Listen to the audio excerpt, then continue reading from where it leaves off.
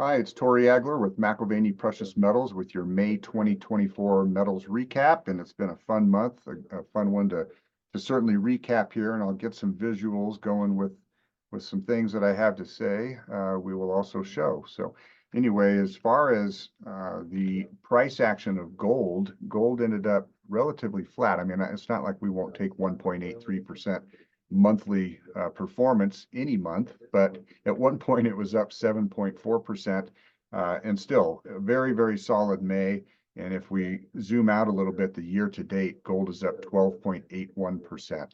So a very strong 2024 for unfortunate reasons, but so far so good. Silver, much better performance, and it was at one point up 25%. It did end up finishing up 15.5% for the month. And the year to date, silver's up 27.75%. Incredible numbers. In fact, that May number is an all-time record performance for silver at one point. Platinum up 11% in May, finally starting to come to life. I know a lot of you have a minor position in some platinum, and to counter that, I mean, it's only up 4.65%. And that's why I said it's nice to see it finally rally and be positive in a month. You can see it's quite the spike in an otherwise flat or down chart.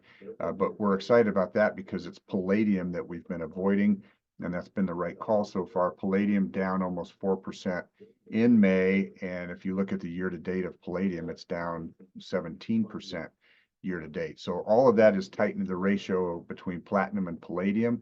And, we're going to continue to see what happens. But really what we're excited about the most is the gold to silver ratio. So many of you are set up in our compounding ounce strategies, and that can be premium swapping, which we actually see some opportunities in right now, as well as ratio trading. So the gold to silver ratio is just merely taking the gold price, dividing by the silver price, and getting a number. Well, so far in 2024, we topped out at 92 to 1, which is when we sent that buy signal. The gold to silver ratio is down 14% this year. We've come down to a low of 72 to 1 and had just a little bit of a spike here. As the month is drawing to a close, we bounced off support, which I'll show you here. But look at in May, that gold to silver ratio was down 12%.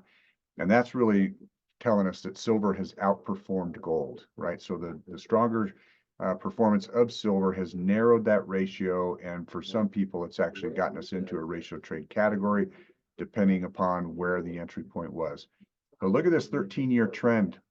Back in 2011, we bottomed at right around 31 to 1 in the gold to silver ratio. The 50-year average is closer actually to about 58 to 1. But here we see this 31 to 1 outlier event. And since then, you just draw this solid line on these three drops. And we did drop just below this slightly to that 72 for a day. It didn't hold, and now we're back up above it. So I'm really anxious to see what the gold silver ratio does in that regard. And if I zoom out here, you'll see that we're right kind of in this trend where you draw these flat lines and it doesn't look like a whole lot of price action, but it's these whipsaw outlier events that we're trying to take advantage of when compounding ounces. Okay. I want to close with some underlying fundamentals just to encourage you. Like a lot of people asking, where's the gold price going to go? Hard to talk about uncharted waters. We are down here at the close of the month, like the chart showed, but I'm still very optimistic. I believe this summer is going to be a generational opportunity to invest in the precious metals. This is not a normal bull market. There are a bunch of fundamentals aligning that are encouraging for the price. Unfortunately, they're not positive. When your gold is doing really well, that technically means that there's some bad news. So we can look at technical charts and show you all of that, and you can call me and I can talk about where we'll see a pullback to. But I do believe that June and July are going to give us an opportunity to add to ounces, and I would strongly encourage you do so. I really hope we see gold drop below 2,300 an ounce. It did top out at 2,450. But why do I say that? The main reason is this last fundamental, and that's seasonal low. We tend to put the lows for the year in June and July. I wouldn't expect this year to necessarily be any different, but we're always one news event away, especially in one of these five categories: geopolitics and politics, right? So the Russia tension seems to be building again now. The Chinese tension with the South Chinese Sea and Taiwan seems to be building. Israel and Gaza seems to be de-escalating, if you will. And so we'll keep our eye on that as well as domestic politics. There's constant fireworks there. But the debt and spending, no sign of reversing or changing. Money supply increasing, no sign of changing over our lifetime, actually. The inflation battle, inflation continues to come out as growing. It's growing at a slower pace, 0.2% in April, as a matter of fact, but it's still growing. Prices are still increasing, and that's good for gold and silver. And then the lending rates conversation is going to be a big one too. We'll see what happens there. Do they actually have the opportunity to cut rates? Finally, uncertainty is a big driver of gold.